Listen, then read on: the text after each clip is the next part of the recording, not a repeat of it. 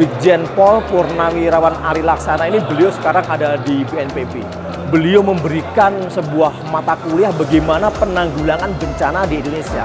Sebagaimana kita ketahui bahwa negara Indonesia ini berada pada titik di mana bencana alam tersebar secara merata. Dan kita ketahui bahwa banyak daerah-daerah yang sebenarnya dari tahun ke tahun bencana alam ini bisa diprediksi.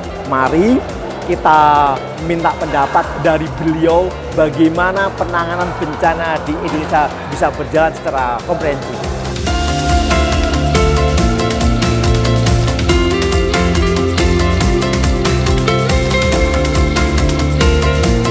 Bencana alam itu, beberapa jenis itu bisa diprediksi, betul sekali. Khususnya seperti bencana banjir.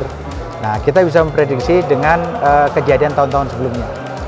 Nah, kalau kita lihat dari siklus penanggulangan bencana, itu ada yang disebut dengan siklus bagian assessment. Di assessment adalah mempelajari bencana yang terjadi pada masa sebelumnya, kemudian dilakukan upaya-upaya mitigasi ke depan. Nah, upaya mitigasi itu memang melibatkan beberapa stakeholder yang harus dilakukan dengan secara sinergi dengan baik. Nah, sebagai contoh misalkan, ambil sajalah contoh misalkan banjir pada daerah tertentu.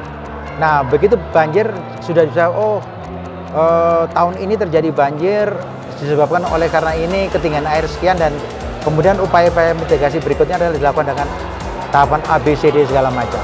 Nah, tetapi terkadang prediksi kita itu bukan kurang tepat, tetapi pada masa berikutnya ternyata contohnya curah hujan yang tadinya dianggap tidak terlalu besar, ternyata itu mungkin 2 kali lipat. Nah, sehingga menyebabkan apa yang kita prediksi itu sedikit keluar dari. Nah, sehingga upaya-upaya yang dilakukan, contohnya begitu sudah terjadi, maka perlu dilakukan upaya-upaya kayak operasi modifikasi cuaca. Jadi semuanya memang harus bersinergi. Jadi kuncinya adalah bagaimana sinergitas itu diciptakan dengan baik.